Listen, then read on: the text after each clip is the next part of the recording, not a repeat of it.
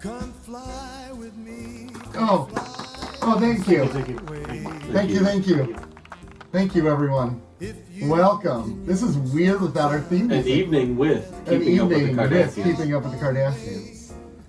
We are here.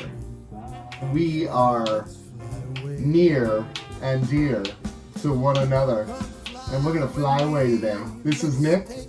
This is Rob. And this is Joe. And we are here with some Mr. Fontaine here. Vic Fontaine from Deep Space Nine. From an episode today. We are reviewing 2 episodes of Deep Space Nine today. And this is one of them. So we had to open up with today. We had to open up with this music, didn't we? We did. We had no choice. None at all. We had no choice at all. This is Smooth Jams with Keeping Up With The Smooth Cardassians. jams. This is smooth jams. So anyways, as you know, we are a Star Trek Deep Space Nine podcast right now, but what we do is the first half of the episode, we love... I like how you say right now. We're a Deep Space Nine podcast. Because we got one episode left, and then after that, we're gonna branch out from Deep Space Nine. We have one episode left? No, one season left. Did I want to say one? He's up the one. Oh, okay. We have one more season left, so we have 28 episodes left. Time's a Give or ticking. take. Time's 28 a ticking. episodes. Okay, that's 14 episodes. That's 14 weeks of recording, and then after that, we gotta shift gears. We gotta crank it to something else. But we'll have interviews and other Yeah, we're gonna have other stuff. Movie. We still have to do the movies. Yep. Number we gotta do 4 through. Oh yes. Hello, computer. Computer. Is 4 Undiscovered Country? Hello, computer. No, I wish. 4 is the Voyage Home. Well, a double damn to you, Joe. A double damn. How the hell would I know? I don't know. I don't know. I was just quoting the movie. Oh, see? Well, how the hell would I know that Yeah, either? exactly. I thought you were giving me grief because I didn't know that 4 was... Because I thought 4 was Undiscovered Country. No, not And then you were quoting the movie that I hadn't seen. Spoiler, Nick. I didn't do anything. I'm innocent today. Are you? No, Okay. not really. So we're recording late night tonight. It's a Saturday at 8. That's why it's an evening with Keeping Up It's With an The evening. Cardassians. Because we were all busy in the morning, but we're here together now. Mm-hmm. Yeah. And we have a lot to talk about today. We have we're going to talk about Doctor Strange today, right? Yeah. So we're going to tell you there's going to be spoilers today.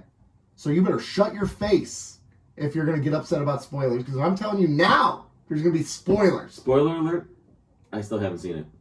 Oh shoot, we're not talking We about got No, we No, are. we We're got talking about it. It's okay. it. Okay.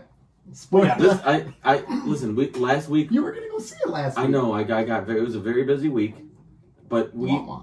last week did we not set the rules for spoilers and? We did. We gave our opinion. No, we set the rule. We Listen, set our podcast rule on Yes, spoilers. Yeah. Unlike Batman, So- where we spoiled it the next day. Yeah, but But that doesn't count. It didn't come out. Listen, we had been talking about the Batman for months. Yep. So if you They came, knew if what you they were were getting. Yeah, if you were even a casual listener to this show, you knew that as that day approached, we're going to talk We about had it. Batman all over our face. Yes. Everywhere. Yes. So we're gonna talk about Doctor Strange then. We'll talk about Strange New Worlds now because I've watched the first episode. We started watching the second episode today, and then we got sidetracked, and then we only got halfway through it. So I've watched the first. Wow, what are you making all that noise for? That was me. I'm guilty. I'm guilty. So, anyways, we're gonna talk about that, and we'll talk about other stuff. Who knows what we're gonna talk about? I want to talk about something that really PO'd me this last week. Ooh, Actually, do tell. it's about a TV show. What TV show? I don't understand when TV shows cannot nail a finale. Give the people what they want. We're looking at you, Lost, Seinfeld. How I Met Your Mother, Dexter, Jesus. Game of Thrones. Not only the finale, the final season of Dexter. The Game of Thrones, the final 2 seasons.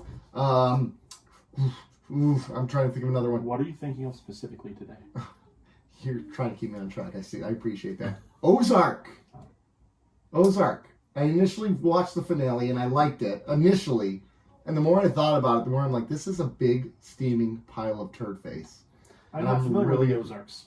Ozark. Patrick Bateman. Are you going to Jason spoil the Bateman? ending? No, I'm not going to spoil Okay. it. Is it Jason Bateman? No, because you're watching Ozark. Yes. Yeah, I'm not going to spoil it. I'm just not happy with the ending. Okay. I just feel like, especially because they broke up the season You broke up the season to spread it out longer, and it felt like it was not a tidy wrap up, but it was a very quick wrap up. And you spent 4 seasons building the tension, and then for things that can be end disappointing. it's not good. I'm not happy with it. Speaking of Dexter, there were episodes of Dexter, not in the final season, but there were episodes during the good years that happened like that really frustrated me. Like within the episode, it was a great episode for about 45 minutes. Yeah, and then, by minute 45, you're like, man, how is this going to resolve itself? And then tidy wrap up. Just tidy wrap up. I hate last tidy 3 minutes. wrap ups, and I've always had that problem with Star Trek. Next too. Generation did a lot. I hate tidy wrap ups. Do not spend 40 minutes building a great show and then take 5 minutes to solve it. Make it a 2-parter. There ain't nothing wrong with a 2-parter. And name it the same name, part 1 and part 2. No, I mean, change the name. Make it Big Gulp, Medium. And then part 2 is Blue Moon. I'm just naming random cups that are in this room. No, that sounds like a terrible 2-part episode. Big Gulp, Medium, and Blue Moon. Yeah. Blue Moon sounds like a good episode, though. I watched Blue Moon. Sounds depressing, actually. Yeah. Sounds sad. In the Blue Moon. Pale Light? In the Pale. Blue Moonlight? Yeah, there you go. Blue Moon. You guys really fire on all cylinders earlier in the day, don't you? This is going to be... Hey, in all fairness, we're all just waking up because we all just took a nap. We're old. Yeah. And I have this tickle in my throat, and I'm constantly fighting back a cough. Sorry, Nick. It was a nap where... I can hit you from over here on the other end of the table. Mm-hmm. Oh, it's the microphone. Jesus. Actually, I bet you like this material on the mic. You know how they have that? This is what we're recording. Just letting you know. This is what we're recording and giving to our audience. We let you down. All right, but let's go. Let's start Although with they this. shouldn't complain. It's free. If this was Patreon, I'd be like, okay, stop. Okay, you guys suck. We're done. Oh, let's start this way. Was there anything else in pop culture that happened beyond what we were going to talk about that we need to talk about now? This morning, I just read the news of a Married with Children cartoon that's coming out. So they're getting all the actors to redo the original voices, Married with Children, from one of the showrunners of Family Guy, I think. Okay, I have a couple questions. Why? First of all, I don't mind. I'm not actually not going to ask the why question. That's my question. My question is, how are they going to do this? This is the question. That is the question. Oh, yeah. Because in today's era, yeah. Now, there are cartoons that do push the envelope. South Park being one of them. South Park is one of them. Bill Burr had a cartoon called F is for Family. Yeah. Yes, that was mine. Sorry. That was a Yes Computer? Yeah, that's my computer. We're going to turn that sound off. Yeah, let's go ahead and do that. So there are cartoons that aren't, for lack of a better phrase, politically correct, that are aimed... Is this going to be aimed towards adults, I'm assuming? I would assume it's adults, like adult... Because I can't imagine there are any newer fans of Married with Children. No, I think... You're not gonna find that on a streaming network and watch that in the 21st century. You can find... I think it is on streaming, but millennials aren't going to seek that out, or the Gen Z. The goal is that they run across it, or that it's... They're not going to promote... They don't really promote that brand. Right. So... And what I mean is, they're not going to watch that because it is problematic. Can they get away with the shoe store stuff? Remember when everybody would come to the shoe store? Can they get away with anything that was on that show? No, ma'am. Or making fun of... Marcy? Well, yeah. He was constantly hanging out. Yeah.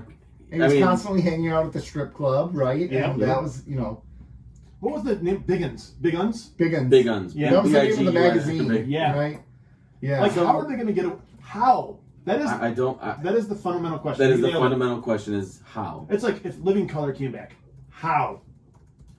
Yeah, because... dumbed down. Because even they had a superhero. Even SNL is significantly different than it was during when there was a run between Saturday Night Live and In Living Color. Yeah, they were like feeding off each other. They creatively they were pushing each other for a small period. But SNL, what it was then versus what SNL is now, they're two different shows. Agreed. Under the same name, but they're two different shows. Mm. So I don't know how they could do. Although, if I trust anyone to do it justice, it would be the Wayans. Oh yeah. I think they could. I think they could do it. I don't think it would go over all that well. That's okay. I think the two shows that probably wouldn't go over that well are Married with Children and In Living Color. I'm sure there's more. I mean, you think about any of the late Fox shows of the 80s, I bet you a lot of them couldn't get I made. think those are my top two on that list, though.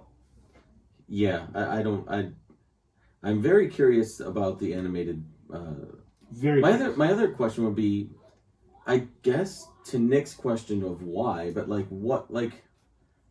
one who's pushing for this. Who is? I think it's a good idea in theory, It but could be great fun. It could also be a disaster. Mm-hmm. Okay. Here's what I would like to think about is, like we said, there's not going to be like a youthful audience. Are they trying to get a youthful audience for that show, or are they trying to reach back out to that audience? Because if they're trying to reach back out to the original audience, unless they're on the younger side where their parents were probably questionable and let kids like my age watch it, Or kids that snuck to right? watch it. But if you're sort of like trying to go back to the well and the demographic that you were aimed at in the early 90s, they don't watch cartoons. They're not going to watch an animated series. They're hoping to get nostalgia, and they're hoping through that nostalgia they can get new audience. Maybe. Who knows? Yeah. It's going to be interesting. I'm very interested, but how is probably the best question you could ask. Yeah, how? Like, I just think of all the shoe store stuff.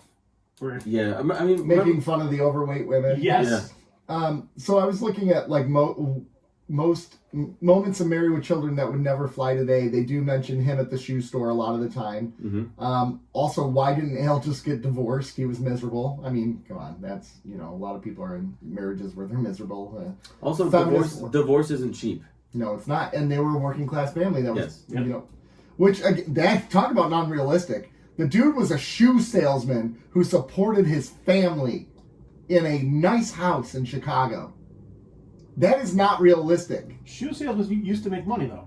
Not then. He worked in a mall at basically a Payless. Yeah. What was the name of the shoe store? I can't remember what it was. Oh, what was the name? I can't remember. I'm rusty on my Married with Children Yes. trivia. Yeah. It's been a while. Anyway, so that's on there. Apparently, there was an episode years ago. So the person who played Marcy Darcy, complained about it. There was an episode where did it go? I just read it.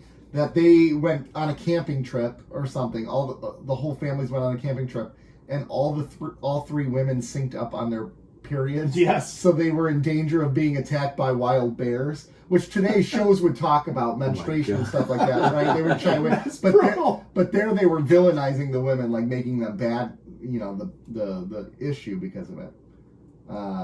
Jesus. Yeah, how would It's they do brutal. this? How? Yeah. I bet we just pull up a random episode and we just watch and go, how? Oh, yeah. Any episode. Yeah. Yeah. Within the first 5 minutes. But then also how Kelly and Bud. Yeah. Bud, like Kelly was, because she wore the clothes she wore, she was always being slut shamed, right? Yep. And constantly. But Bud would like parade around women, and his dad was proud of him. Right. So it's there's a lot of things. Again, the central question is, how are they going to do this? Mm-hmm. With the moniker of Married with Children, right? If you're doing something where you bringing back Ed O'Neill to reprise the character, maybe I don't know. I don't know. Yeah, who knows? But it was very interesting when I read that this morning. A woke It was in church. Al Bundy. Oh my God, can you imagine? That might actually be funny in and of itself. Or a woke Kelly, because she's an idiot. That's pretty funny. Yes. They could do this if. I know The thing about Roseanne, there was no reason to bring back Roseanne. They brought that back. There was no reason to bring Full House back. They brought that back, and it killed for a while. Full House originally wasn't very problematic, though. No, not at all. No. True. No. But there was not. I guess the audience was young, and that was probably the right audience. To I don't even think Roseanne was really that problematic. My parents No, weren't not big the- fans. Roseanne was problematic in the sense that it did not display traditional family values. Right. Right? It was a real American family. It was real, But we as Americans didn't want to believe that was real. So Right. we wanted to see traditional, we wanted to see the Leave It to Beaver style stuff. Still in the 80s, we still wanted that. And that was going away. So. Interesting. Yes. Very interesting. I don't know. Anyways. Kids in the Hall. So that's one of the things. Oh yeah, Kids in the Hall. Kids Speaking in of the the things Hall that came back, Yep. is there? Did anybody want that back? If you think about it, Yeah. On your list of 10 things, I want to come back. Was Kids in the Hall top of mind? I think we need more sketch comedy shows, though, because That are good. going back to SNL, my problem with SNL these days is, I sound like I'm on Fox News, is it is too woke. Like, it's too, all the humor is political It's in too it. politics. And that's annoying. Like, stop it. Knock it off, right? I used to always love SNL, specifically during election season, because that's when they would bring in the presidents. Right. But that was the only time it would happen. So you Yeah. would, like, enjoy it, and then it would go away.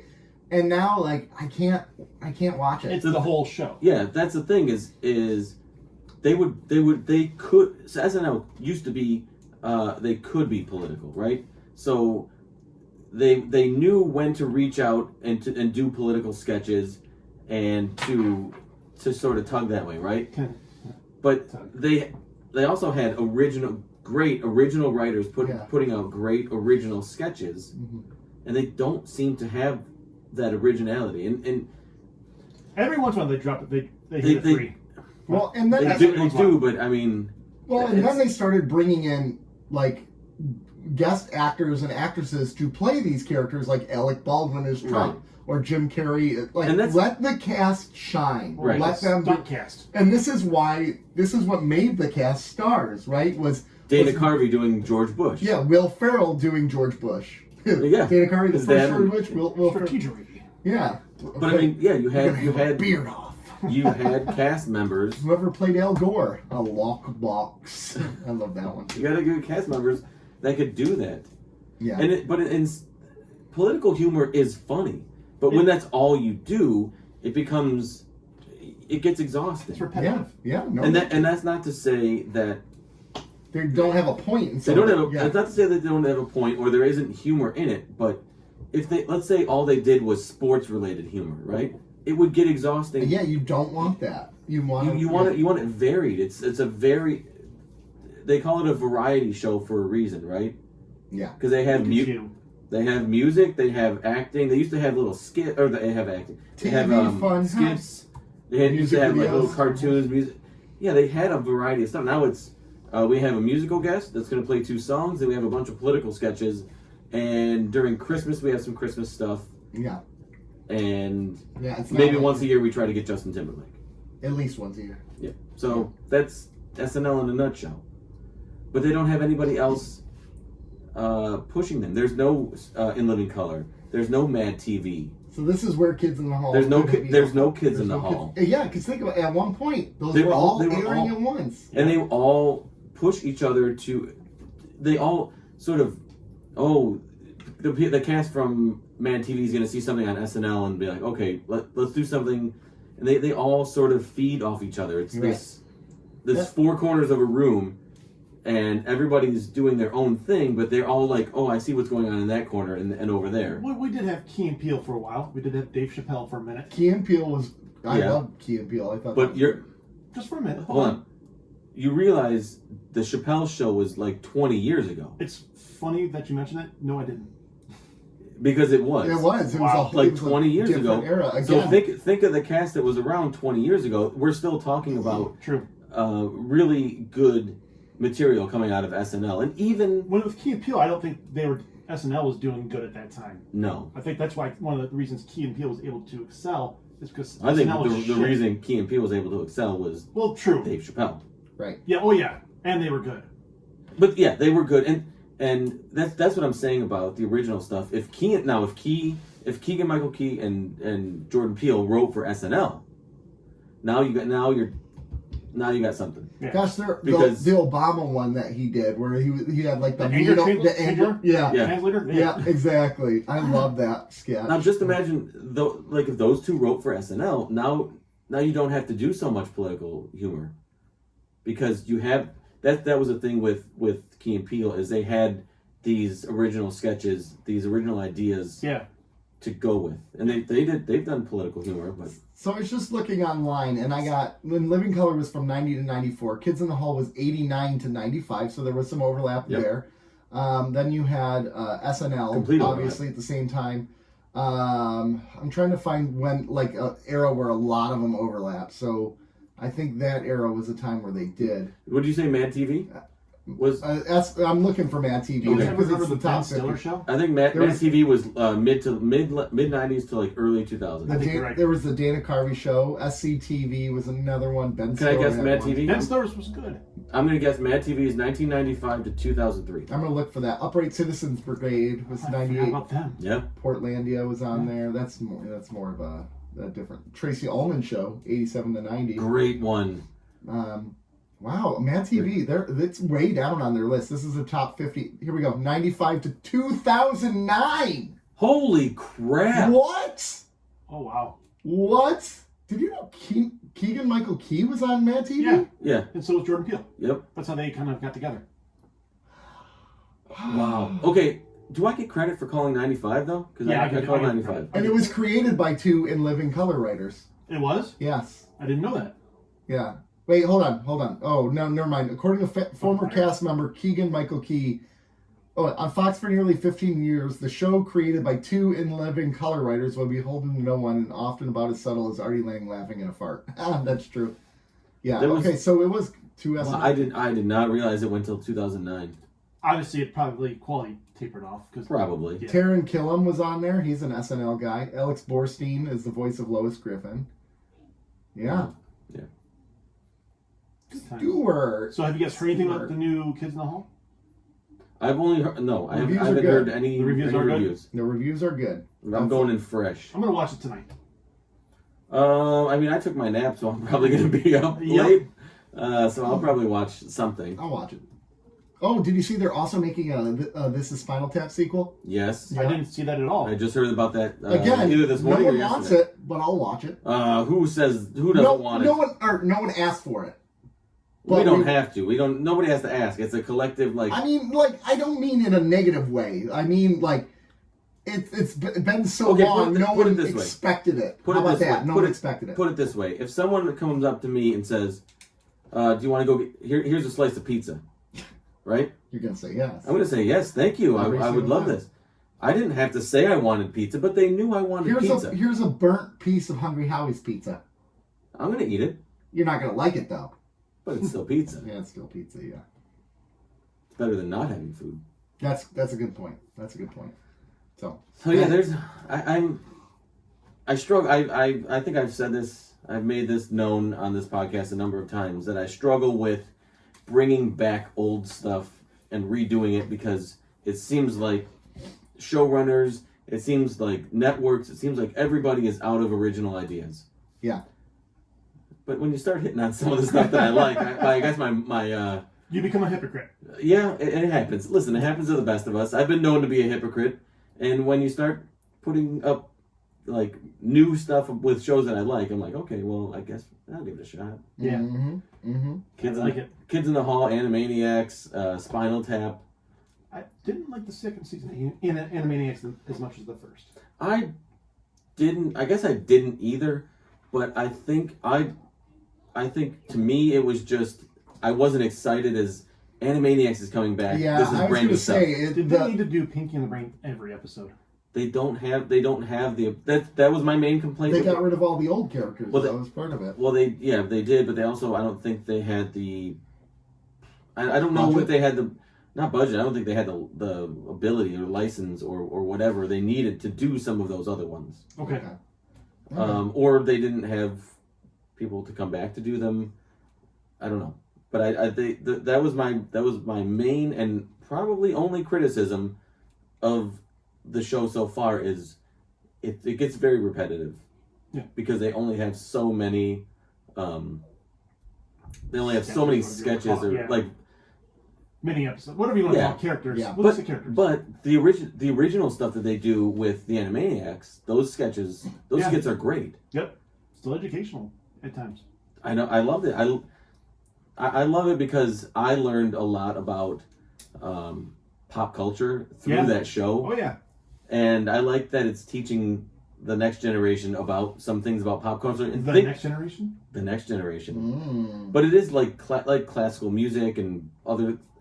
I learned about that through Animaniacs. Yeah. Or at least it sort of like planted... You start to hum... Yeah, the seed was like you start humming these songs and you're like, what is that? And I don't know. It's just... I love that show.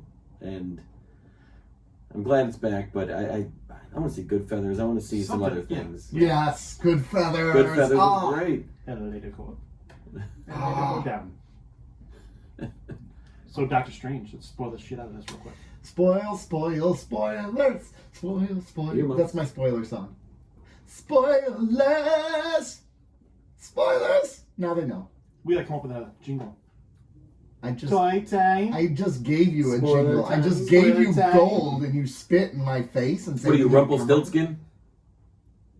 No. Oh. I'm Nick Bonsky, bro. Ooh, full name. I know. Full name, me right? too. Yeah, who does that? Yeah, this is Nick Bonsky. Bone Scar. My address is, and my social security number is, and... I'll give them whatever they want. Yeah. And I'm about to give you some spoilers from Doctor Strange. Okay, so Rob, if you rated it out of 10, what would you give it? 7.5. It's not bad, actually. It's probably right about where I would rate it. I'd rate it about a 7.5 to an 8. Yeah, somewhere in there. Exact. Nice job, Joe. Mainly Thank you. because it was very different than the other ones. I think if I saw it in a vacuum, I maybe wouldn't have liked it as much. Like if none of the other Marvel movies had never existed, I might not enjoy it as much. And what I mean by that is part of the reason why I gave this a higher score is because it's very different than the other Marvel films. Oh, okay, I get what you're saying. All right? So, like, you see, the last one was Shang-Chi. Was that the one that came out? Then you had the Eternals before that. And Did anybody watch the Eternals? I watched it on HBO or whenever it came I out. don't even think the cast watched it. It's something. Can it's like a I 4. engage in this conversation, not having seen the movie? Yes. Ask questions. You about can it. ask I can questions. answer questions. So, Ask questions. things I do know about the movie is that it was not the traditional Marvel movie. Which I appreciated. How did you feel? How did you guys feel about it not being a traditional Marvel movie? I felt great about it. I enjoyed it. Right away, you knew it wasn't going to be... Well, not right away, because It's it a started good- off with a montage of a big fight in another alien dimension and all that. It sounds marvelly. Yeah, it does. Like, right away, it drops you into that. But, like, it's very dark. Like, the zombie Doctor I'm not going to go Strange... very dark, but it's dark. I won't go the dark. zombie Doctor Strange where he's missing half of his face... Like, it was very, like, they were very graphic compared to what they would normally... That's maybe what I mean more. There's John Krasinski's in it. Yeah. Mr. Fantastic, who was originally supposed to be 007. What's his name? What was his name? Daniel Craig? Daniel Craig was originally going to be Mr. Fantastic. Really? I just read an article on this today, but he had to drop out due to COVID scare. Really? So John Krasinski Well, came in. Baby. And The masses have been asking for Krasinski as... Yeah, he plays it. I mean, he has very minimal screen time. Right. But I think he's perfectly cast as a man. That line about do you have children? Yes, or whatever. Are you married? Yes. Good. Someone will be able to raise that child. Yeah. And then she kills him. It's awesome, man. It's brutal. And when they... do I have to say spoiler? No, you no, don't. You already said spoilers. Bro, we're in post spoilers. They cut Peggy in half. Peg it in half? Yeah. Holy I can do crap. this all day. No, you can't, Yeah. because you just got sliced in half. So Peggy Carter is now Captain Britain. Yeah, in this in universe. this universe. So, and we get Professor X in the yellow levitating chair. Yes. Yes. From the animated With- series. Yes. With the orchestral. Yeah. They played that Whoa, music. Oh my god. Yeah. And when he uses his mind psychic powers, they have the bubbles floating out like in the cartoon. All right. And then he gets killed. It was a little corny though. Spoiler. That was a little corny. They all die. They all except for what's his name, the one wizard who. Yeah, the one wizard, he lived, and Is that why Black multiverse Bolt of answered madness? the Black Bolt Ansem death was brutal. So the Black Bolt is a guy where his whisper is like an ultra hypersonic thing, and it can kill people. So he just whispers and kills them. And so Mr. Fantastic is standing there, and they're fighting Wanda because Wanda's the bad person, the Scarlet Witch, and he says to Mr. Fantastic says where he's like, look, all Black Bolt has to do is whisper and you're dead. And so he starts to whisper and Wanda goes, how can he whisper if he has no mouth? And it's a literal Matrix moment where there's no mouth there. And he's like, and the back of his head explodes. Because he whispered. Because he whispered. Yeah. Brutal. Nice. I mean, like, it was so brutal. It was so brutal. So it's like Marvel hated those characters and decided, I want to kill these in the most brutal freaking way. Right. But that was Anson Mount. That was Captain Pike. So oh really? Mm-hmm. That was Black Bolt. They covered that beautiful face. Yeah, they did. They covered that beautiful face. I was about to see that beautiful black face, but I meant black Bolt face. Black Bolt face. But can we say what made the movie? Bruce Campbell. Bruce Campbell. So at the very end, the spoiler is like... No, it's actually started in the middle of the movie. That's what I was going to say. It's important, though. So in the middle of the movie, they drop into this one universe, and he steals food from a hot dog vendor. The hot dog vendor is Bruce Campbell. Bruce Campbell throws a fit, and he's like, hey, I'm going to beat you up. And he basically, Doctor Strange is like, how can you beat me up if you're beating yourself up as he's moving? So Bruce Campbell starts punching himself in the face like an Evil Dead. Yeah. Like he's beating the crap out of himself. So at the very end of the movie, the final scene is he's punching himself, and finally he stops. And he looks at the camera, he starts laughing, he's like, ha ha ha, it's over! And then it cuts to black. And that's the end of the movie. That's the end of it, yeah. So you get an Evil Dead reference, and you get him saying, it's over! And it's over. Yeah, the movie's over. So, that's great. Bruce Campbell is an American treasure. He is. So anyways, the movie is good. It's not great. How do you think that this movie is going to play long term? Not great. I don't think this one, well, I don't know. There's not a lot of action. Yeah, there is. I mean, there is, but not like that replay action. Not like. Oh, I gotta watch this. Yeah, not like Cat picking up the hammer. Yeah, I mean, it's literally all the people going like this with their hands. Which, by the way, filming that, they've got to feel like asses, right? Yeah, they do. Yeah. There's an interview with him where he says that. He's like, how can you take yourself seriously? Like, cut, can we do the thing again? Your wrist was a little stiff that time. And I need some help from you two gentlemen here in a little bit. Mm-hmm. So, when you see my daughter, I need you to go up to her and say, it was so cool when they brought Batman into Doctor Strange. Now, hear me out. At the scene where he gets possessed and the demons are kind of on him, he's flying into that area. Tell me that didn't look like the Batman silhouette. It looks like Batman. So I went up there and I'm like, they worked Batman in this movie because he got Doctor Strange there. She goes, no, that was demons. I go, Batman has a ton of demons. They got him there. Mm. No, they didn't. But yeah, I will say that's Batman. Please. I will say that's because she has that thing where I say Batman makes everything better. Yeah, that's why I'm saying that. I think the producers of this movie listened to the podcast. Yeah, they heard. I think like when in post we're gonna slip a Batman scene in. But it looked like Batman gliding in that entire scene. I'm like, oh, it's Batman. She's like, shut up, Dad. So anyways, they finally wrapped up the Christine story arc, which makes me happy. He's so obsessed with Christine, and she gets married, moves on. So he moves on, and in the post-credit scene, Charlize Theron shows up. That's his future wife. In the comics, he gets married to this woman. So they set up the next Doctor Strange movie there. So I thought it was a good movie. Not great, not the best of the Marvel movies, but definitely. If this is a course correction, which I hope it could be, I would like to see this continue on, this sort of arc. The ultra-violent, ultra-gory Marvel stuff? No, but just like a little more adult Marvel. A little more adult. Age it up a little bit. They got a little too zany for a while there. And then Thor comes out. And then Thor's... But you know what? There's some movies where you're going to expect that, right? It's when every single movie, it's like you have Thor who's goofy, you have Ant-Man who's goofy, you have... Who's another one? Iron Man, they made more goofy. Iron Man is more goofy. Yeah. Captain America, no, never really goofy. Captain America. They did say that's America's ass. They started making him. They goofed him up a bit. Yeah. There they did, but I mean, if you're Chris Evans and you're looking at your own butt outside your body, you're gonna comment on it because it's a good butt. Yeah. He worked hard on it. And he was, and it was America's. Yes. I agree. Yes. Which. Speaking of Chris Evans and America's ass, how about his cameo in Free Guy? Did you see Free Guy? Yes. Yeah. So good. I told you about that movie. Yeah, I know. I saw it in the theater, but I watched it again on HBO Max. Oh, you saw it in the theater. Yeah. You're old school Free Guy. Yeah, I am. All right. It's so good. So, gentlemen, we're already over a half hour here. We didn't even talk about Strange New Worlds. Is that okay? Are we just going to move past that? Well, none of you guys okay. watched it. I watched the first episode. We already So you talked gave, about you the first gave it an episode last 8.5. week. What did you give it? 8.5. I think so. I would have given that first episode a 9.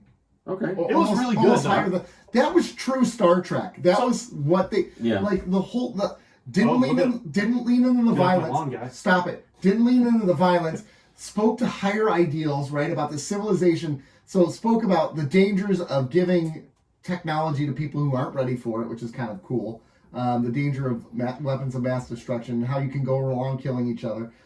Tells them to aspire for something more and something greater. Like, that's a pretty cool thing. Overall, I knew the characters better than I know any of the Discovery characters. Yeah, from the get-go. From the get, like the number one who was the Noonien Singh. I like her character. Yeah. She was a great character, and I'm enjoying her in the second episode so far. Uhura has been really good in the second episode that I've watched. I mean, it's just, there's a lighter feel to the storytelling, but it still has impactful meaning. And with the storytelling, it's more patient and natural Thank storytelling. you. Yes. Yeah. Because the thing, I was talking to Joe about this earlier, the thing about Discovery and Picard is they take these leaps and expect you just to go with them. Yeah. No, that's not a good story. Yeah, like Girardi all of a sudden having the piano play a song for her as she's becoming the Borg queen. Yeah. And it just all these weird stretch things that happen. Stretches is a good way to go. Yeah, it's asinine. Right, exactly. Whereas Discovery, Strange New Worlds, I like how they handled some of the situations, like Spock losing the cohesion of the DNA sequencing thing. Like, that was a pretty cool scene. Like, and he puts his hands on his head, screams, he's like, there, I'm better now. Like, that was a pretty cool thing. The Noonien Singh character not wanting to go under sedation. Good reasoning, because the last time one of her people went under sedation, he became a warmonger and tried to, destroy Captain Kirk. So... Well, here's the thing, though. I hate the legacy tie-ins for no reason. I don't feel like that's a bad one, because there's going to be... Why, though? Why? Because you But it's Star Trek. gotta throw people above. No, you don't. Yes, you do. It's you Star don't. Trek. Yes, you do. Why wouldn't you use them? If Star Trek values canon as much as you do, which you say you love I totally canon, embrace it. What are the chances, though, of all these people being on the Enterprise at the same time? Kirk's dad, Singh... Better than 50-50? No, Why would if we have Kirk... a couple hundred ships out there, and all these guys are on the... Uhura's on the He same ship requested- for 50 years? not 50 years. I know, I'm just being an ass. So this is 10 years before. Yeah, so she's been on the ship 10 years before the time Kirk Okay, was around. but people do and then that. 35 years after that. But No one served on the Enterprise, that USS Enterprise battleship for 35 years. I wonder if there are people. Maybe the captain. Maybe the captain. Well, that's one. Yeah. Hey, this is sci-fi, bro. Suspend belief. What does the phi stand for in sci-fi again? Fiction! Thank you. Yeah, no, sorry, no. You know what you are? It's not I'm sci-fi. You're an anti-science fictionite. On the USS Enterprise D, how many people were named Sulu? None. Okay, I don't care. I love that Rob has a problem with the phi part of sci-fi. I know, right? USS Voyager had nobody with the same name as any of the other cast. But they brought in Q. Well, They brought in Cleons. that's They occasional, right? brought in That's occasional, Ferengi. right? They found ways to tie them in. That's because they're... But No, What is he doing? I don't know. He's just an angry man. it's just lazy. He needs a pat on him. It's I mean, He needs. it's catering. I don't like it. Okay, but you gave the episode an 8.5, Well, I love so the shut episode. up. yeah. That was the only part that took me out of it. It Was didn't that a take- one? Was that was You're a one over point? it. That was a 1.5 deduction. I probably. You're over it though. If they No, write I'm the not- characters I'm not good, over it. no. If they No. write the characters I'm not good, over it. if they write the characters good, you will be over it. Probably, but I still don't like the fact that they feel like they have to do that. What if they? I think what Kirk if they being on there don't- makes sense to me. What if they did it because they wanted to? No, I think they... Their show, have their to. choice. Their show, their choice. It's true. Yeah, who are you? What are you gonna go legislate what they can do on Star Trek? Legislate. Yeah. Oh, Nick, you know what? I was with you the whole time. I'm right behind. I'm like, Nick, me and Nick versus Rob, and then he jumped legislate, and I'm like, Throw what? it all away. You just throw it all away. I hitched my wagon to this guy. Yeah, you made a bad choice. You bet all your money on black, and you should not have. Just let it ride until it Don't you comes know up you red. always and bet like, on black? Yeah, you do. So here's what I will also say, though. So far, episode 2, I'm really enjoying the tone of episode 2. Mm-hmm. Right now, it's probably like a 7.5 so far where I'm at in the episode. Well, 7.5 halfway through the episode. That's pretty good. Yeah, so far. So If my math is correct, that's going to be a 15. I mean, there's an awesome dinner scene right at the beginning of it. Did you watch it? Yeah. That dinner scene was really cool. The whole the exchange with the not the Andorian. He's not an Andorian, but he looks Andorian. But he is. He's technically they're the same species, but like he's an albino version of them where they can't see well. And he's an awesome character. And then the interaction with Spock is pretty cool. I like number 1. Rebecca Romaine is playing it well. The helmsman's great. Yeah. Can't think of her name. Oh, the Rios. No, not Rios. No. Ortega. Okay. Ortega. Rios Rios is Picard. is Picard. The best character on Picard. Yes. So anyways, that's that. That's all I got to say about that. All right, real quick. Top Gun reviews still very positive. Okay, very, very positive. I'm not reading them. I'm just going off of what people tell me so far. The Batwing appears in one. Listen, if they were out, like it goes up over the moon. I was gonna say if they were out at like dusk and you see the Batwing go up at the moon, hold there and then come back down. You're gonna be okay just with even that. in the background, how cool would that be? Just that, yeah, just in the background, and they're just like, oh, look at that. Or since it's a Paramount film, just see the Enterprise kind of fly by real quick. Yeah. All right. Do you want to talk about the Transformers logo real quick? Optimus Prime. The Transformers Lego. Yeah. Do we really want to talk about that? Do we got time for that? It's only one piece of news. Yeah, it's only a quickie. We don't got time for that. All right, everybody. Toy time. What do you got? Lego announced an Optimus Prime Lego the other day, and it's already up for pre-order. It ships June 1st. It's I want to say it's around. I don't know the exact number of pieces. I think it's around 15 or 1600. It transforms. Yeah, it does transform. It's $170. And it's glorious. I have a friend, Mike, who's super into Transformers. He's got a whole cabinet of them. And he's like, I'm not getting it because it's not going to transform. And then I sent him the link. And he's like, yeah pre-ordered. Yep. Like, I'm getting that. Legacy. Yeah. So. Lego is killing it. Yeah. They really are. Like, I was in Target the other day and I'm walking through. They got, they have like 2 Lego aisles, right? They got like one where it's basically half of the legacy stuff, like city, all that kind of stuff, the kids stuff. Yeah. The other half of the aisle is like licensed stuff, Marvel, Batman, superhero stuff. Yeah. And then the other aisle is like both aisles or whatever is all like adult. Yeah. Like the advanced builds. But like you have like a Fender guitar, you have the Discovery Space Shuttle. You have you have the Batman, the Technic stuff. It's just they're really putting out great product right now. They're doing a great job. I emailed X06 about the Cisco. Mm-hmm. See if we could get one. And nothing. I can send out I'll send out an email. You can send a follow up. Go ahead. Nothing at all. You could have said booger off, man. Could have. Did you mention that there's a segment dedicated to toys on the show? Yeah.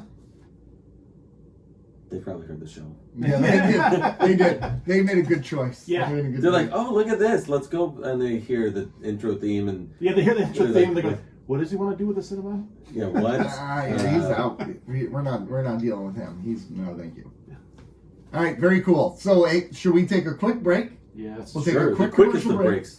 We will take a quick commercial break. You're going to hear some ads from our sponsors. We love them. All of them. I don't even know who they are yet, but they're going to play. Listen, they don't listen, so I don't even know what you're going to hear. Actually, we heard that they're location specific. So yes, depending on where you're listening, you might get a Bojangles ad.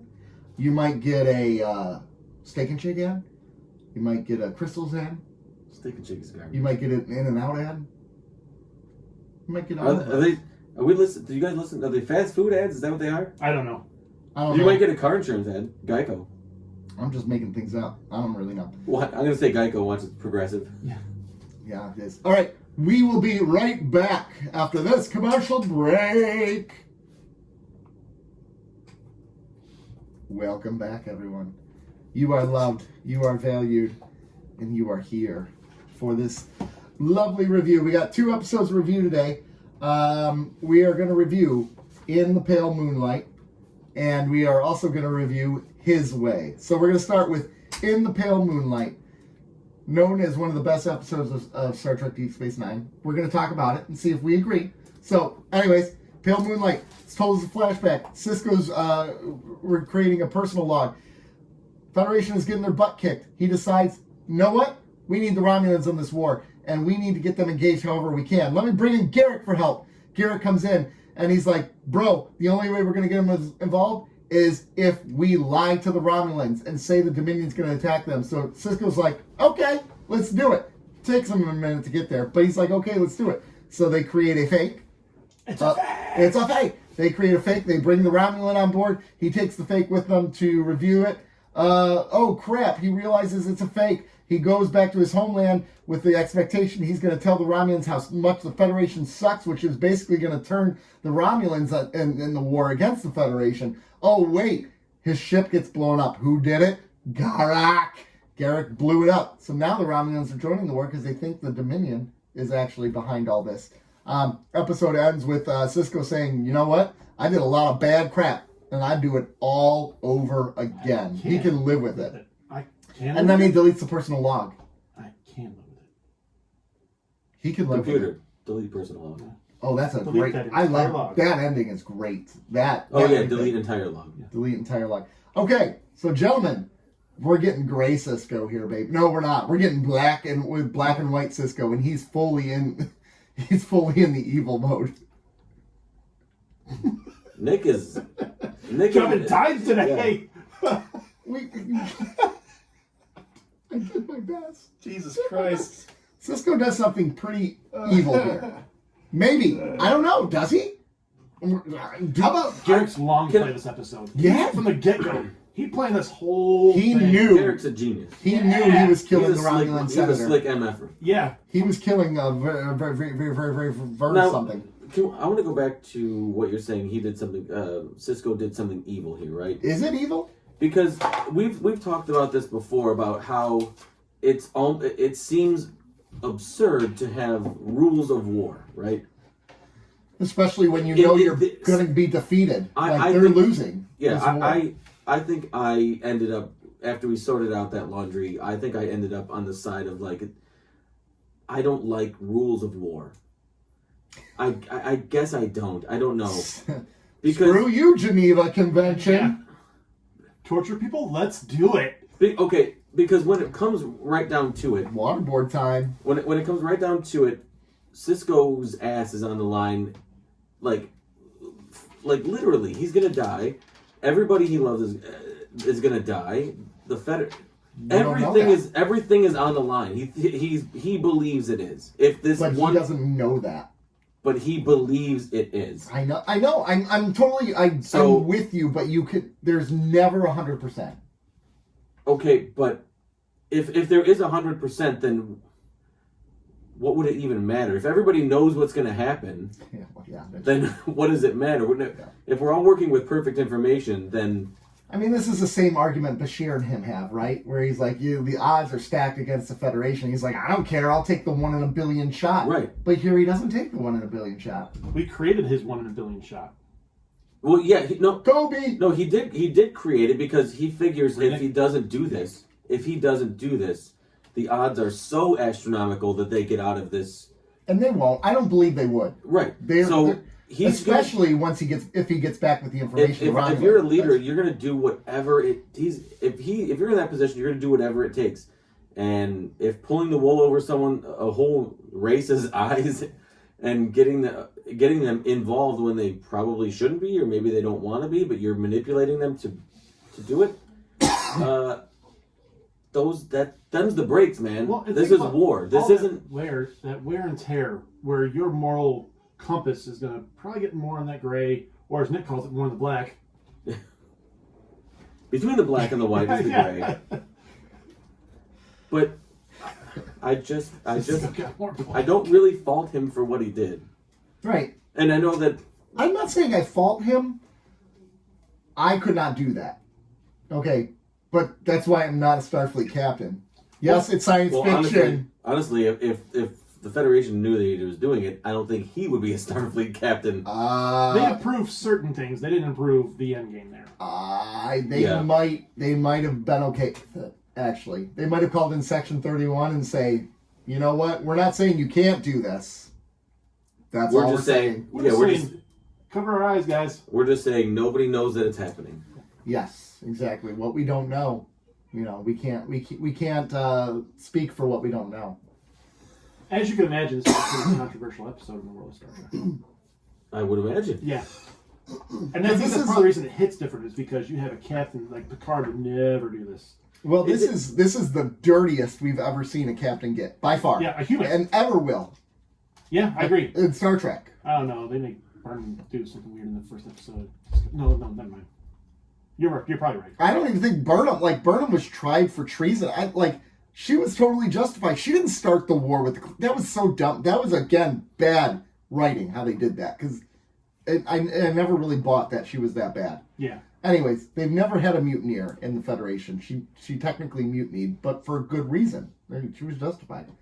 Anyways, not important. Probably the only time you'll see a captain go to this extremes and this dishonest and this lethal of a way to go things. So, yeah. He didn't know necessarily what Garrett was up to. No. But he didn't technically know, but he knew who he was dealing with. Yeah. Like I said earlier, hitching my wagon to Nick was a big mistake when he says legislate. Jesus. But I mean, when you hitch your wagon to Garrett, you assume responsibility for whatever creativity he's going to come up with. You know what Garrett's going to do. Right. Yeah. When you bring in Garrett, when you bring in a wild stallion, expect to get bucked off that horse, baby. Can we talk? Speaking of mispronouncing words, Garrett does it twice in this episode, and I should have wrote them down. But he mispronounces 2 words in this episode that really bugged me. And didn't bug you that much if you didn't remember it. I know. I was too engaged. It's a tribute to this episode that I don't have any notes. Because I was so engaged watching this that I didn't have time to. I didn't want to stop the episode, write down the notes, and then continue. You know what's very fascinating about this episode to me Cisco negotiate. Yes, negotiate. Picard does that a lot. Is one. Negotiate is one. Too. Yeah. As Cisco goes deeper and deeper down the rabbit hole, that moral conundrum isn't really there for him. He just keeps on going deeper and deeper in. And I think that's kind of an important thing for this episode is he's so deep in the muck that he doesn't even realize how deep in the muck he is by the end. One of the things that cool it is, you can see him like in the elevator, or in the turbo shaft, where he's like, no, we're not going to do it. And he thinks about it for a second, stops. Okay, and he checks himself. So he thinks about it for a second saying, no, we're not going to do that. Then he goes, all right, we probably should do that. It gives him a second to kind of think through it and go, this might be necessary. But think about the guy that got out of the Cleon prison, the counterfeiter, stabs Quark, and he bribes Quark. There's no he goes for it. He doesn't care. There's no moral conundrum here. He still needs this guy. He's all in. Yeah. Mm-hmm. Which he's the Starfleet captain. He can, Quark can say he's going to press charges, and Cisco can just be like, dude, you're doing a bunch of illegal things. Do you want to go to jail? Then just shut up. But right. For the purpose of this, it's better that he bribes him. Tolar was a slime ball. And he gets killed too. Yep. I love at the end. You were going to kill them all along. I suppose Tolar's dead too? Yeah, no shit. Yeah. Yeah. Yeah. But, and then Garrett knew all along that it wasn't going to pass. Yeah. So here's the question. Did Garrett ever even contact operatives on Cardassia? The operatives at first who all got killed, and he's like, well, we can't do that. They're all dead. I think he did, and I think that's when he devised his plan. He's like, all right, I'll just do this. I got this. Didn't he say, because he hadn't offered up the other plan yet? Yeah. Okay, maybe. I don't know, though. I want to say that he was... That's a good thing with how they've built this character is... You don't know. You don't know. Could have done anything. Yeah. Oh, gosh, this is a good question for... who wrote this episode? Whoever wrote this one. Actually, the writing credit went to... Ronald D. Moore. Michael Taylor. Ronald D. Moore rewrote it as uncredited. Oh, yeah, and they dropped Jake from the plot. Yes. Jake was originally in the plot. Ronald D. Moore is actually the one that made it to what it is now.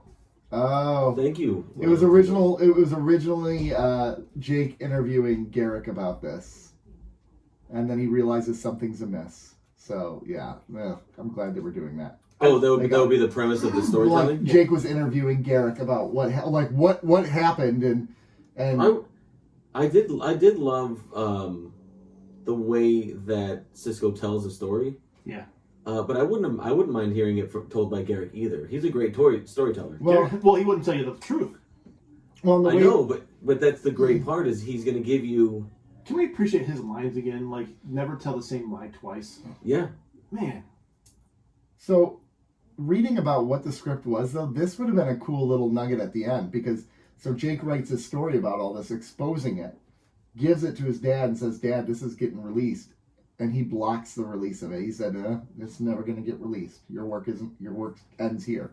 That would have been a cool moment, like the dad squashing on the kids. I don't know. But I like the reason they didn't do that, which is they didn't want to cause a rift between him. They didn't want Yes, conflict. I don't like that part. Yeah. I don't like because I can't see Jake doing that to him, right? And I can't see Cisco doing that to there's no way to make that a good. That would have been a cool. But still, the tension. There would have been cool things about it, but Yes. I don't ultimately think that was good for those two characters, for the father and son. Yeah. If it was Worf and his son, Yes. I could see that. That would be cool. Yeah. If Worf and Alexander. Throw Alexander out of turbo or I'm airlock. I'm sending out this report, Dad. No, you're not. That's it. And then he beats the crap out of him. Yeah. Because Worf's a terrible dad.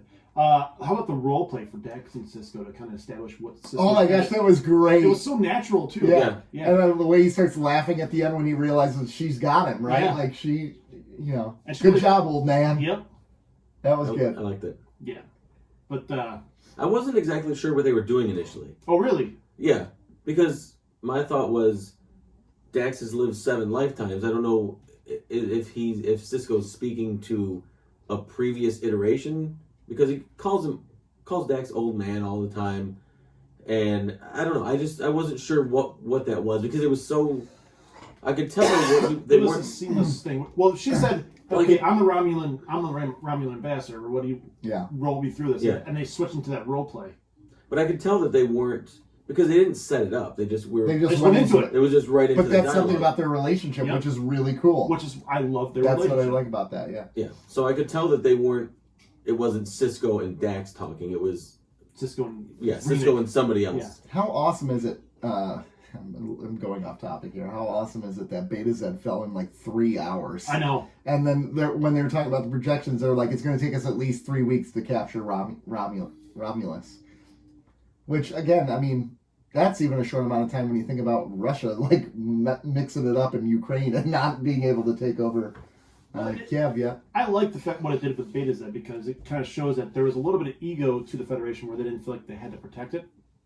And Yeah, I right. feel No like one's they gonna defenses- no one's gonna hurt us, right? We're the Federation. They're gonna leave us alone. Well, how interesting would that have been for a Next Generation movie with Troy on the Enterprise? Right. So they did Nemesis. Boo. Exactly, Joe. Boo. Mm-hmm. That would have been very interesting. Was that number 4? Nemesis is number 11. I think. 10? 10. I'm just kidding. It was 10. 10? 10. I don't know. I don't really care. Oh, number 3. I know. You gotta watch. 7 more movies? Then we got the Prime universe, baby. Yeah, so it's like 13. Yeah. All right. Yeah. I'm out of here. I'm checking out.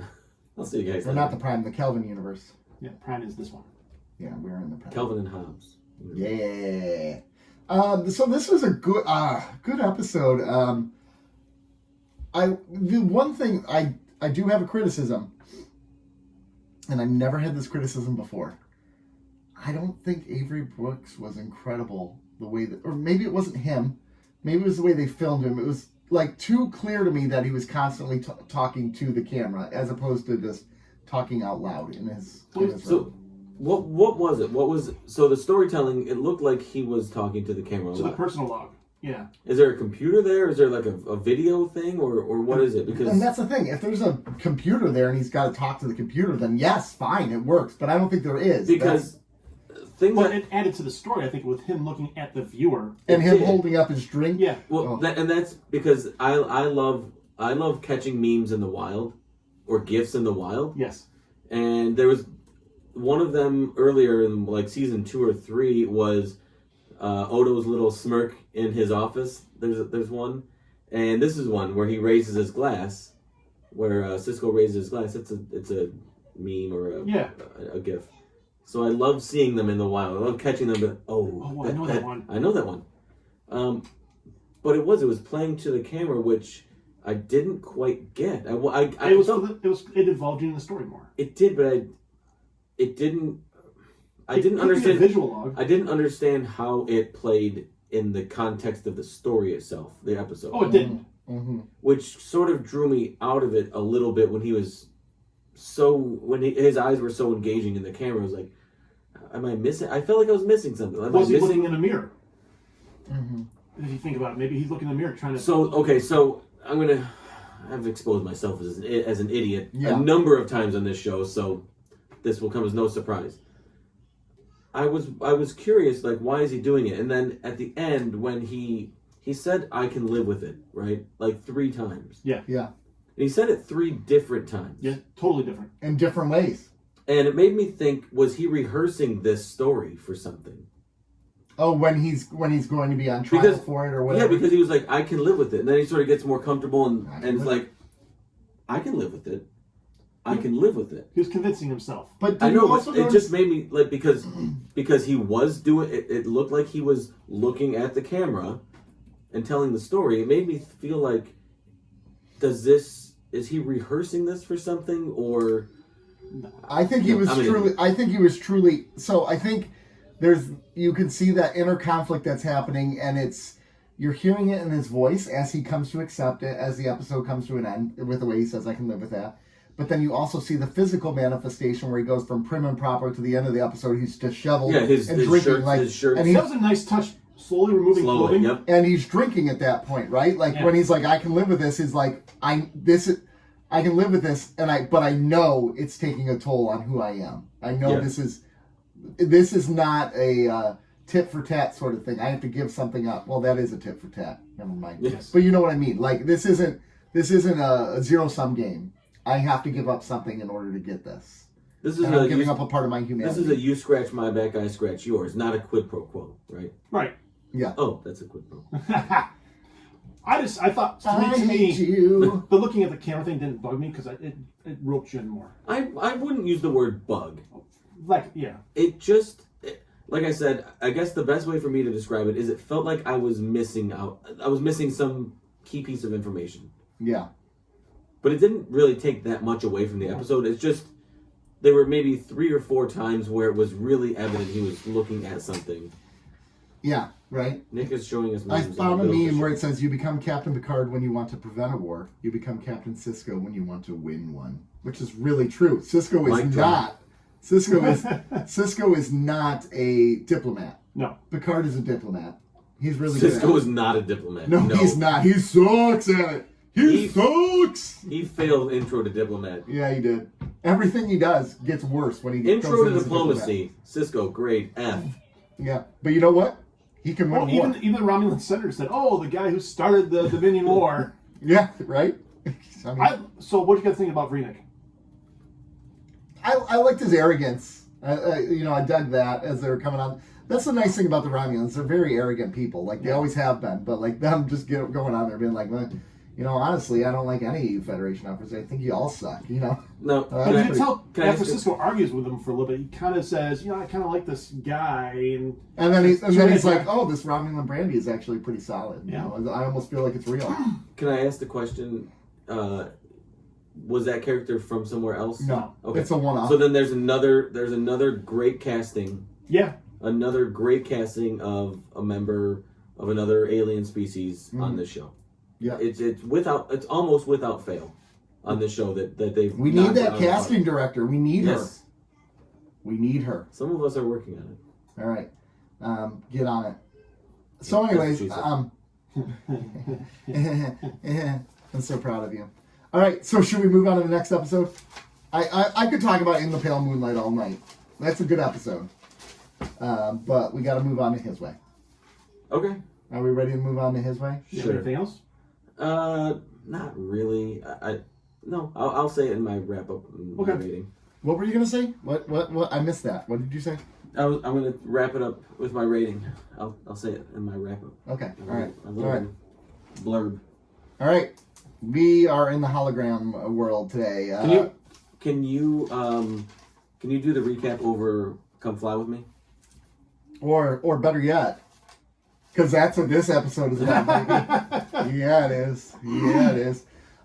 So the Deep Space Nine crew, they have a new hologram set in the 1960s Las Vegas with Vic Fontaine. I was being serious. You were being serious. You asked for too much.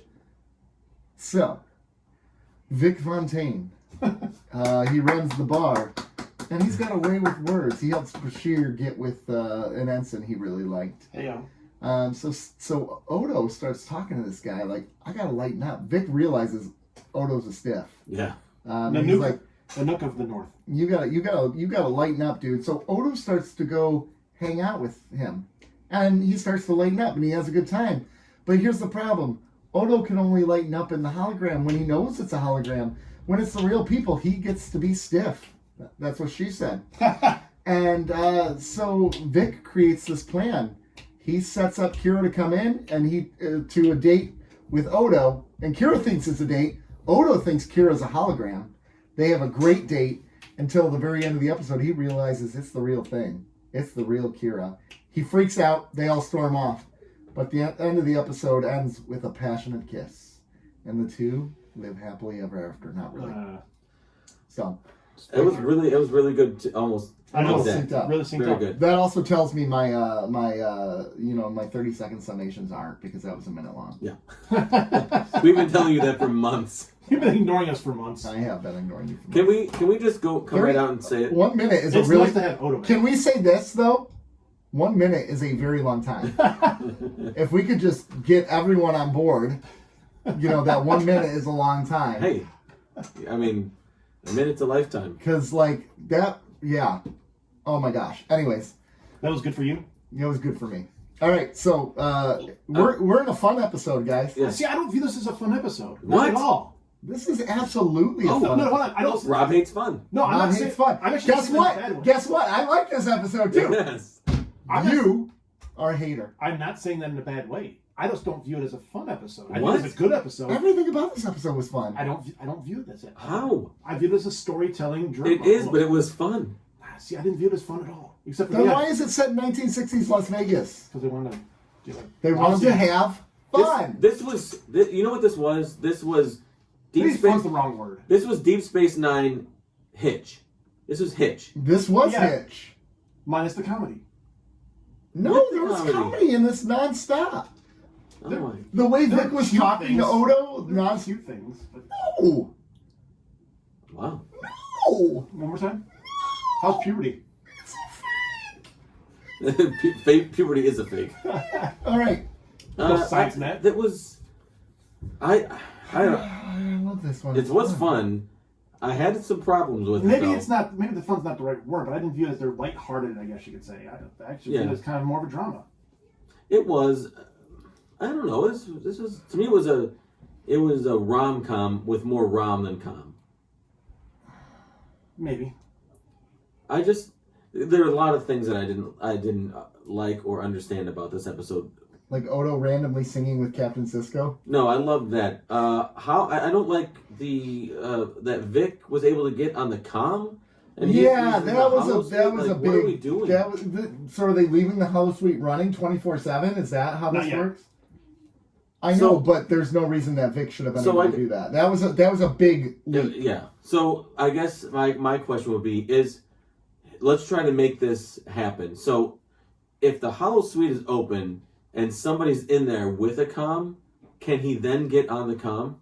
Typically not, but I guess at the beginning of this episode they said that he's a very different hologram. That he's very conscious in his. Well, Okay, yeah. that's great. Then they have a problem because this hologram is taking over their comm system, Too early and to this miss. needs to be the new This needs to be the theme So of the then episode. the other another one was he's basically holosuite hopping, Yeah. right? Because So he's just jumps going. on Akira. Yeah.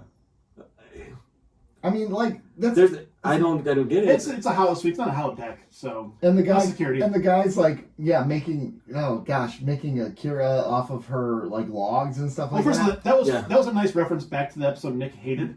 Yes. Our man Bashir. I did not Yes. hate it. You Yes, hated it. That Well, was this episode was fun, wasn't it, Rob? I liked it. No, I this like- episode was fun, wasn't it? I don't think it was fun. Then shut your face so we can have difference of opinions. And just because I didn't love the episode doesn't mean I hated it. It took me a while to get rid of the Russian accent. Yeah, that I was like a nice that. drop. Yeah. It took me away. An hour, yeah. The other thing is, I didn't really like how I didn't really like the end, because when it was evident that they were being set up, I don't know why Oda was so upset. He was so pissed. See, I thought that was in his character. Because he was embarrassed. He was embarrassed. I think that was I very know, much his but character. I would be embarrassed in that moment. He got played. He didn't want to get played. He didn't want And to it do wasn't that he was embarrassed so much. It was more that he realizes how almost embarrassing that is for Kira because he thought she wasn't real. Well, yeah. Yeah, I guess I get it, but it was like they both. But Kira was under the impression that it was a real date. Yes. So I felt like they could have squashed it really easily, like right there, and she could have just been like, I was under the impression this was real. Everything is real to me. Like there's sort of to just tame the embarrassment a little bit, but. I don't know if you get brought into a situation. But I did like the end scene though. So I like the end scene a lot, too. If it That gets feels into, like a very romantic comedy scene where they're Yeah, yelling at each other. well, and then then why, they end up why don't I just kiss you right now? Okay, well, don't why you? don't you then? Oh, Get it, Yeah. Oda. Get it, Oda. get it, baby. The other thing was, Do you think they sealed the deal that night? What deal? consummate the relationship? Yeah. You think so? That night? Yeah. I don't No, know. probably not that Oda's a night. little gun shy. No. Except for that one chick. Yeah, That changeling, he would like never left the room with her either. I don't know. I could see it happening. I could see it happening. This is not like they're new. They've been around each other for 6 years. It's been building that tension, the heat, the passion. What are you doing? Yeah. I've lost control. What's it like to be with a changeling? We gotta ask this again. No, we don't, because I feel It's like gotta be literally anything you want. Yeah. Here's why I don't think it would be as good as you think it would be.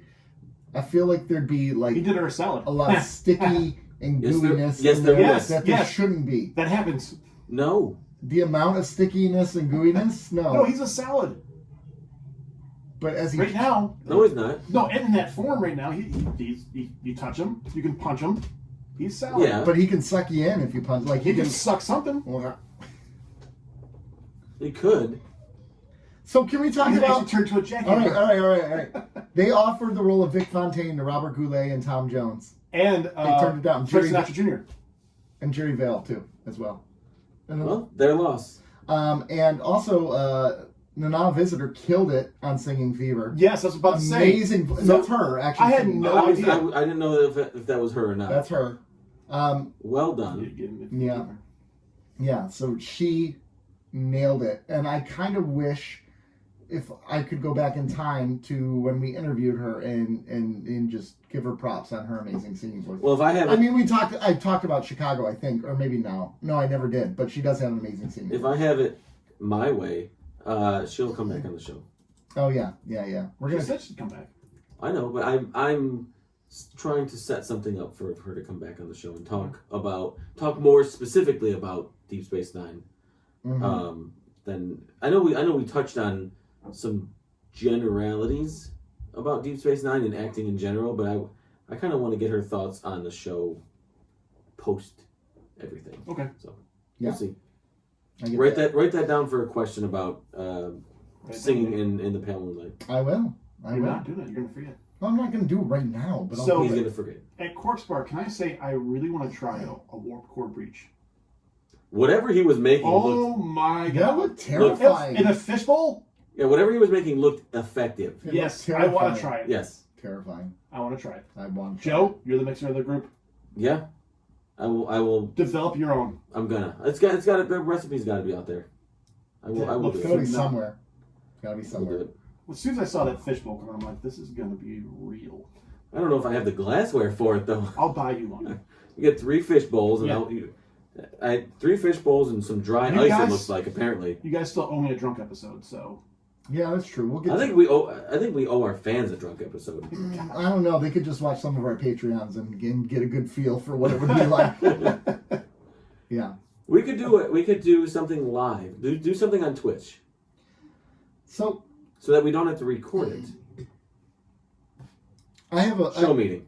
show me. I have a real question related back to this episode. Oh, real? Oh. Do we buy a Odo Kira relationship?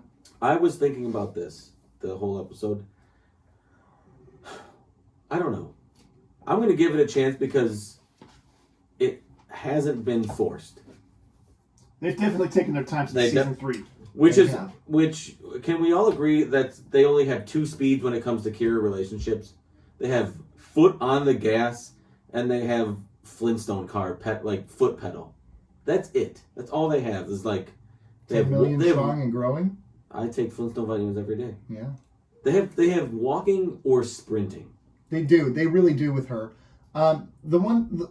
Thinking about this, even right after I asked that question, though, I thought to myself, well, these are still 2 people who really don't know truly who they are, who are trying to discover who they are. And they right? and And Vic said that in the episode. You really don't know them as Yeah. well as you think you do. And vice versa, but they don't know each other as well. They don't know they don't know themselves as well as they think they do.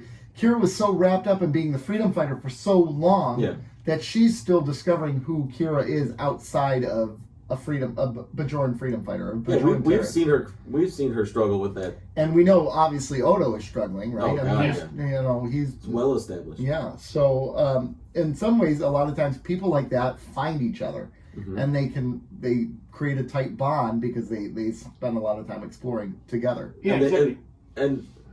Yeah, they do. And they can help one another along their journey. It's back. Yeah, just for Nick found the button again. yeah, I did. I heard he could never find that button. No, I mean can you find it in a minute? The button. 30 seconds. The button. 30 seconds. I can find it in 30 seconds. I know you wanted me to hit the button. You were setting me up for the button, but I was. I want to subvert expectations. Listen, you've been telling us you were going to finish in 30 seconds for months, and you haven't. So That day I do finish in 30 seconds, that song would not suffice for it. In fact, that would be kind of disappointing to hear that song. You'd be like, come on, bro. It'd be wah, wah, Can we wah, wah. Benny, can we get Benny Hill?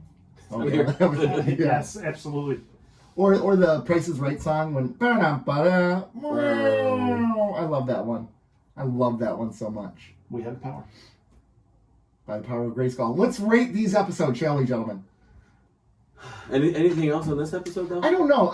There's not much meat to this. It's a good story. It's a really good story. Ooh, two episodes back to back with no B story. No B stories.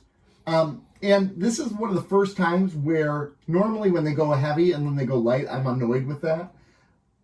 This one works because maybe Rob's got me a little bit. Because I do view this episode as fun, but it's a character building fun. It is. Like, when they do the Ferengi episodes, there's nothing in there that really makes me go, okay, this is super important. No, Rob had a point until he said this episode wasn't fun. Right. I stopped paying attention to you guys a long time ago. We're aware. Okay. There was one other thing. Oh, I appreciated that they allowed the character of Vic Fontaine to sort of breathe in this episode. Yeah. A couple times they did, songs almost full length. Full length, yeah, it was a while. Well, Fever was full length. Fever was Well, full you had length. to do that. There was a version of "Come Fly with Me" that they did the entire song. 2 minutes and 59 seconds. And I'm like, okay, this is. I on kinda the like- Ivories? Yeah, And that's the I thing, liked like it. they focused just as much on Vic throughout that yeah. as they did Odo. So it's like Vic is a new character and they're spending all this time on him. I'm But, fine with it. Difficult would have been to make that, to write 24th century and 21st at the same time. Like, balance those two. I was thinking about this during the episode. It's just because of when the show was written. But whenever they travel back in time to previous centuries, they always travel back to the 20th century. Yeah, the 20th century. So I mean, I'm here for it though. I like. It's fun. The scene. Although the 21st century hasn't been that great, so No, if I'm going back, I'm gonna go back to it's the not a 20th bad century. choice. It really is not a bad choice. There have been many times where I'm realizing we are well past our peak. Yes. Well past our peak. This is Our- true. Our expiration date is it's like drinking milk that's weeks past. It's accurate. It's accurate. You all right? Sorry for all the coughing, ladies and gentlemen. I have a tickle in my throat, and I've had it there for like COVID. 2 weeks. Thanks, Nick. You're welcome. All right, let's give these some ratings, shall we? All right. I guess I'll go first. Yeah, let's start with In the Pale Moonlight. yes. Gotta work on that gag reflex thing. Yeah, it's really, really bad. Pathetic. I'm gonna. Oh, I don't know. I want. It's not a 10. It's not a 10. 9.5 is too high, in my opinion. I'm gonna give it a 9. 0.5. I was about to say I was going to give it a 9.5. 9.5. I did 9.5 as well. His way. His way. I guess 9.5. I did it my way. I'll give you a 6.5. What? 7. What? 5. 7.5.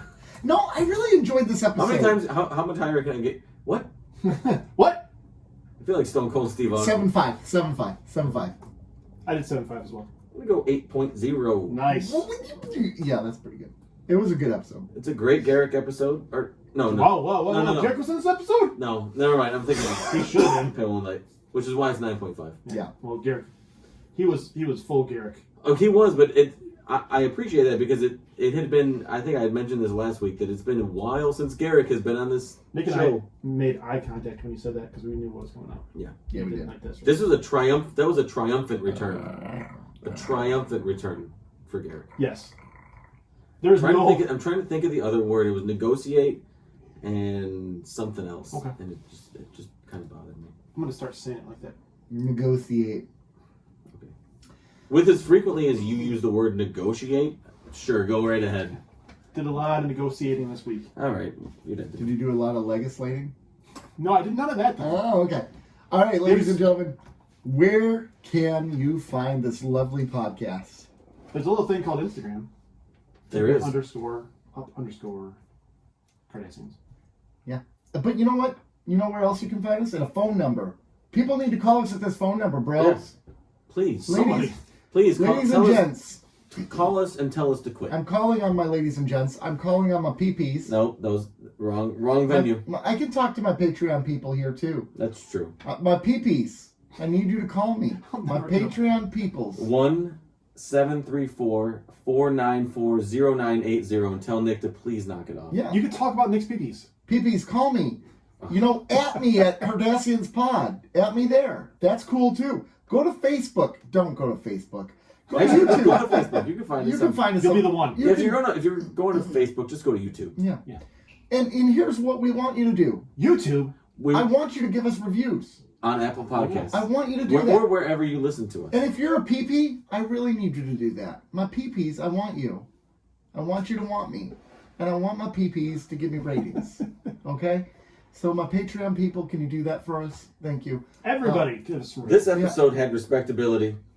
And it lost it They real quick. lost it very quickly. Let's be honest. You know how we started this episode. It was not pretty from the beginning. No, it wasn't. But we really got it on track. Yeah, we rallied. We did rally. We're like the college kid who drinks too much, throws up, and then goes back out. We absolutely threw up all over this episode. But then we rallied choked a lot hard at the end, and it didn't work. And then So we're sorry we let you down, but we'll be back next week. whether you like it or not. So let you down again. Yep. So we love you all. This was Nick. This was Rob. And this was Joe. Bye.